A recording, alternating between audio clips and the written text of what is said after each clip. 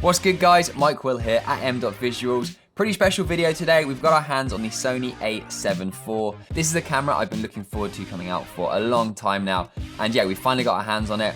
So thanks to Sony for sending this to us for today's video. We're gonna go over some of the specs of the camera and what I am most excited to use. I think most of us will know it'll be the flip screen. And then in a following video, we're gonna take it out and test it out in around London. I'm also gonna do a POV as well with it. And we're going to go over some of the features that I'm most excited about as a photographer and content creator.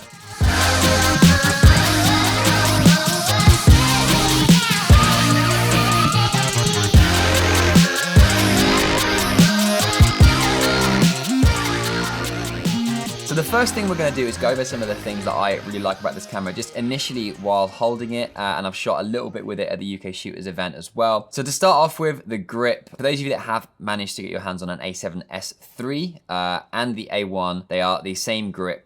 Which I actually really like. It's a bit bigger. Initially having a Sony mirrorless was all about the small compact size, but I think having a nicer, bigger grip feels more natural in the hand. And then probably the biggest thing for me, especially with shooting on Instagram a lot, is of course the flip screen. That is gonna be a game changer. Shooting in portrait a lot of the time, getting low. I can't wait to use that this winter with the reflections all around the streets of London. Obviously then turning as well, it's quite nice to have that. We've got quite a nice little, I don't know if we call it a dig out. What do we call it? Andy, what do we call it? Indent. Indent. We've got a nice little indent, which makes the screen very easy to put in and out.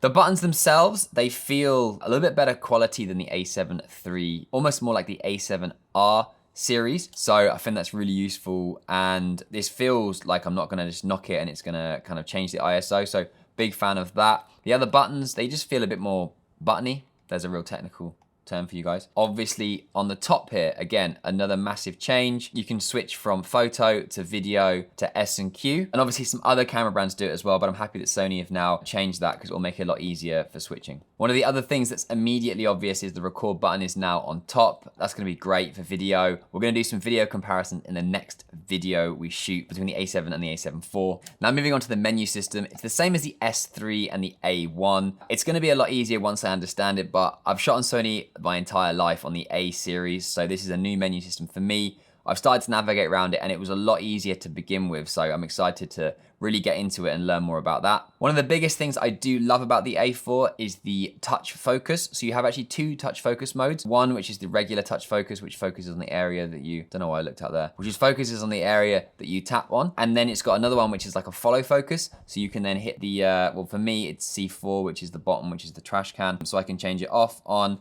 and then you basically tap and it comes up with different focus modes. There's no lens on, so it's not actually working. Also, another upgrade, flaps. I don't know how else to say it without, so childish. It's Andy behind the camera. We've got some nice flaps on here, basically, is what we're trying to say. And inside the flaps, we've got some, right, we had to beep, right, restart. And then obviously the big game changer on the flaps is the full size HDMI.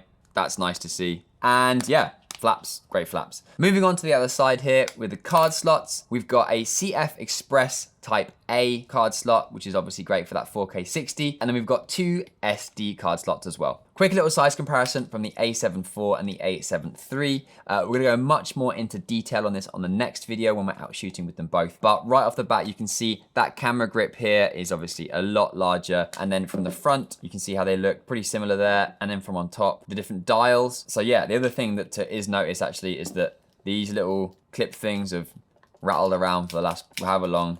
And then now obviously you don't have that with the A7IV. The A7IV has 33 megapixels versus the A7 III, which has 24 megapixels. For me, that's not a massive issue and massive deal. But lots of people are obviously really excited about the extra megapixels you do get. I also have the Sony A7R III, which I use, which has more megapixels if I need the extra resolution. One of the things they haven't changed on the A7IV is the frames per second. It still does 10 frames per second in high plus continuous shooting. I would like to have seen them maybe upgrade it a little bit, but obviously you've got things like the A1, which does 30 frames per second, which is mad. But I quite like the A7 series and I'd like to have seen them maybe upgrade that, but I also understand why they haven't. I shoot lots of music festivals and I do love to shoot on burst mode and really try and capture that moment when the DJ's hand's there or the crowd's going wild. So those extra few frames per second would have potentially made my work even better. Couple of video features. So it does shoot in 60K 60K, are you mad? 4K 60. However, this is an APS-C mode, so it crops it. I guess they had to hold something back, so everyone still buys the A7S III for video. But it's really nice to have that option.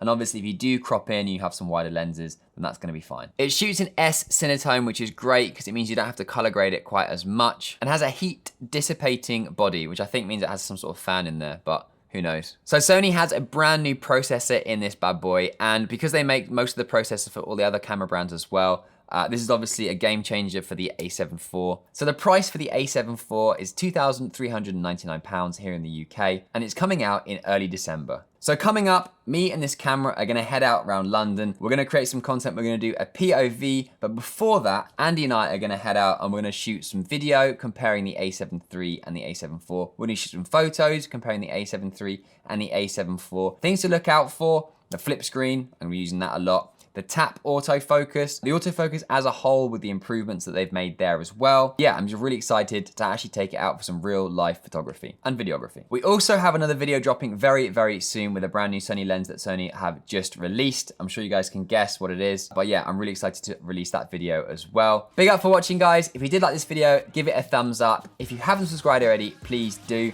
We've got lots more videos coming out, not only on the Sony A7 IV, but other Sony products as well. So make sure you have subscribed, and I'll see you guys in the next video.